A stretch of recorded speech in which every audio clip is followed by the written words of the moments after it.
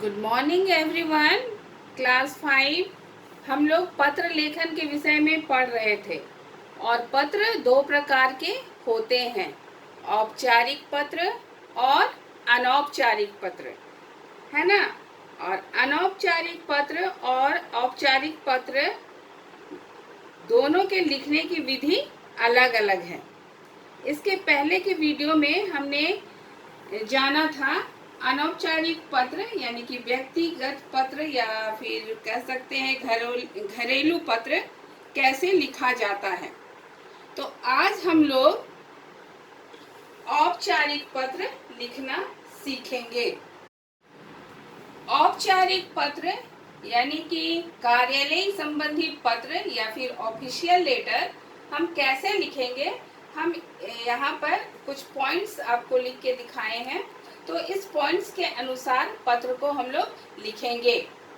तो सबसे पहले औपचारिक यानी कि कार्यालय संबंधी पत्र लिखने के लिए सबसे पहले पाने वाले का नाम और पता लिखना होता है। जैसे हम लोग स्कूल में भेज रहे हैं, स्कूल ऑफिस में भेज रहे हैं, तो हम लोग प्रिंसिपल का तो नाम हम लोग नहीं लिख सकते हैं। तो हमने जो हेड है, प्रधानाचार्य प्रिंसिपल है, उसको मैंने यहाँ पर लिखा है नाम के जगह पर, है ना। प्रधानाचार्य को हम लिख रहे हैं इसलिए प्रधानाचार्य। और एड्रेस है क्या, माउंट कार्मेल विद्यालय और मांझी चकला रांची। तो ये हो गया आपका पाने वाले का नाम और पता, यानी जिसको हम पत्र लिख रहे हैं उसका पता हो गया। उसके बाद आता है तिथि। आप यहाँ पर तिथि लिख सकते हैं या फिर नीचे में लिख सकते हैं। तो हम इसको यहाँ पर तिथि अभी नहीं लिख रहे हैं, आप चाहते हैं तो यहाँ पर भी आप तिथि लिख सकते हैं।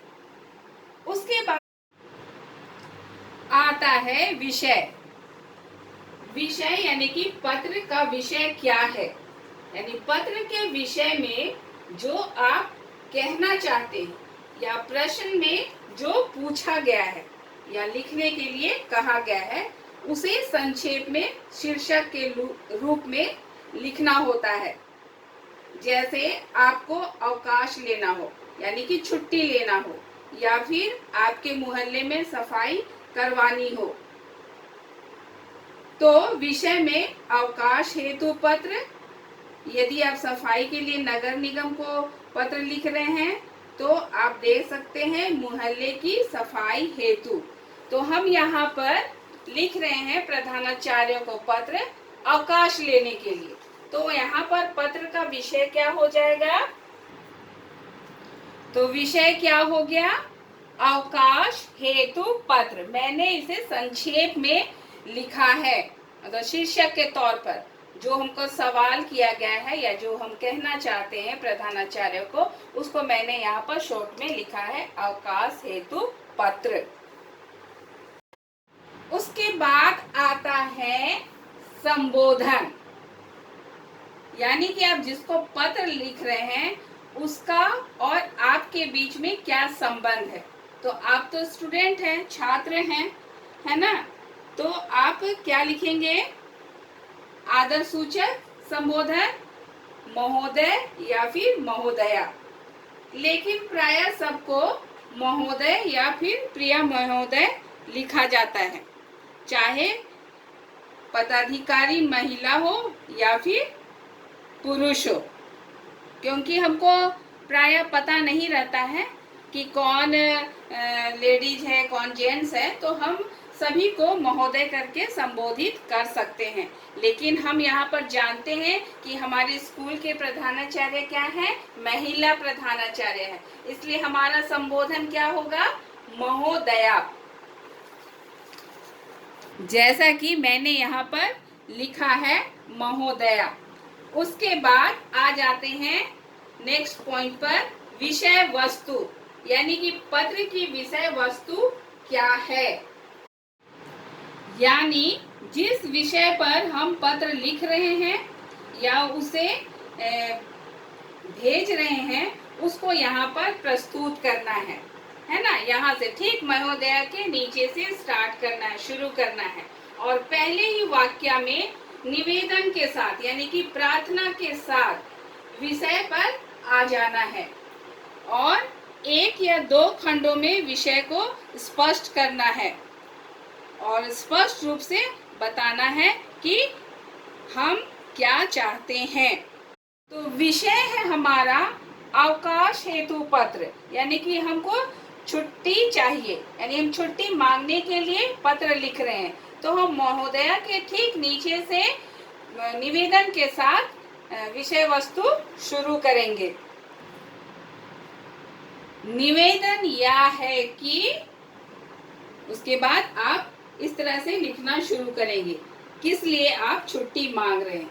यहाँ पर हम छुट्टी मांग रहे हैं। निवेदन यह है कि मेरी बहन की शादी है और मेरा जाना जरूरी है, इसलिए मुझे 15 दिनों की छुट्टी चाहिए, है ना। एक पैराग्राफ हो गया, एक खंड हो गया। अब दूसरा खंड में हम लिखेंगे, अतः आपसे नम्र निवेदन है कि आप मुझे अवकाश प्रदान यानी कि देने की कृपा करें और इस कृपा के लिए मैं सदा आपका या आपकी आभारी रहूंगा या रहूंगी। पत्र समाप्त करने के बाद हम धन्यवाद देना नहीं भूलेंगे, है ना। धन्यवाद देना जरूरी है। तो जैसे ही जहाँ पर आपका पत्र लिखना समाप्त होता है, जैसे मैंने बताया आभारी रहूंगा या रहूंगी, ठीक उसके नीचे वाली लाइन में आप लिखेंगे धन्यवाद। क्या लिखेंगे? धन्यवाद। और तब हम लोग आ जाएंगे समापन में। जैसे कि मैंने आपको अनौपचारिक में बताया था कि जैसा संबोधन होगा उसके अनुसार समापन होगा, यानी कि आपका यानी पत्र लिखने वाले का और पत्र पाने वाले के बीच में क्या संबंध है उसके अनुसार समापन होगा। तो आप यहाँ पर प्रधानाचार्य को पत्र लिख रहे हैं, तो आपका संबंध क्या हो गया? गुरु और शिष्य का, है ना, प्रिंसिपल और शिष्य का चाहे। तो यहाँ पर आप क्या लिखेंगे? आप छात्र हैं, उस स्कूल के छात्र हैं, तो आप समापन में लिखेंगे आपका या आपकी आज्ञाकारी छात्रा या छात्र, इस तरह से, है ना। आप शिष्य और शिष्या लिख सकते हैं यहाँ पर। और यदि आप किसी अधिकारी को लिख रहे हैं, जैसे नगर निगम को लिख रहे हैं, तो आपका और उसके बीच में क्या संबंध होगा? एक शुभचिंतक का, भौदिया का, यानी कि आपका विश्वासी या फिर निवेदक। आप एक निवेदक ऐसे करके आप डाल सकते हैं, यानी प्रार्थना करने वाला, या फिर आपका विश्वासी या फिर शुभचिंतक लिख सकते हैं समापन में। और तब अंत में आएगा भेजने वाले का नाम और पता। भेजने वाले का यानी कि आप भेज रहे हैं, है ना, आप भेज रहे हैं। तो आपका क्या होगा यहाँ पर? उसके नीचे आपका नाम, है ना, आपका नाम, कौन सी कक्षा में आप पढ़ते हैं, यानी कि 5A। आपका रोल नंबर, अनुक्रमांक क्या है, यानी कि रोल नंबर क्या है? 4। तो यहाँ पर आप 4 या 4 लिख सकते हैं। जैसा कि मैंने आप लोगों को बताया था कि तिथि आप एड्रेस के नीचे यानी पता के नीचे यहाँ पर लिख सकते हैं। और यदि आप यहाँ नहीं लिखे हैं तो आप यहाँ नीचे में लिख सकते हैं, जैसे कि आपका आज्ञाकारी छात्र या छात्रा जो भी है, और नाम, फिर कक्षा, फिर क्रमांक यानी कि रोल नंबर, और उसके नीचे आप तिथि लिख सकते हैं। यदि आप स्कूल में पत्र ना लिखकर यदि नगर निगम में लिख रहे हैं तो कैसा लिखेंगे? सेवा में। यहाँ पर प्रधानाचार्य नहीं होगा, क्योंकि आप नगर निगम को लिख रहे हैं तो उसके जो हेड हैं, अध्यक्ष हैं या सचिव हैं, उसको आप लिख रहे हैं। तो यहाँ पर अध्यक्ष लिख सकते हैं या फिर सचिव लिख सकते हैं। उसके बाद रांची नगर निगम ऐसे लिख सकते हैं। और फिर विषय में आ जाएगा क्या? सफाई हेतु पत्र। फिर यहाँ क्या हो जाएगा, महोदय। और फिर प्रार्थना के साथ स्टार्ट करना है, शुरू करना है। निवेदन यह है कि मैं कर्मा टोली का निवासी हूँ और मेरे मोहल्ले में बहुत गंदगी फैल गई है, जिसके कारण से लोग बीमार पड़ रहे हैं।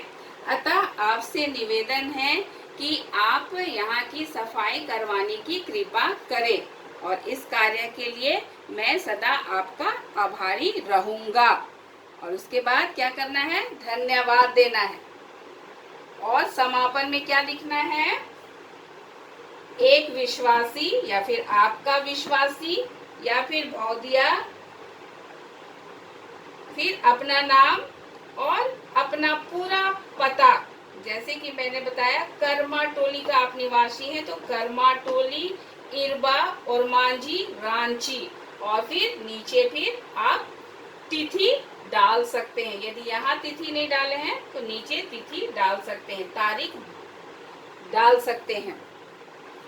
और आपके किताब में भी बहुत सारे उदाहरण दिए हुए हैं औपचारिक और अनौपचारिक पत्र के, तो उनको आप देखेंगे और पत्र लिखना सीखेंगे।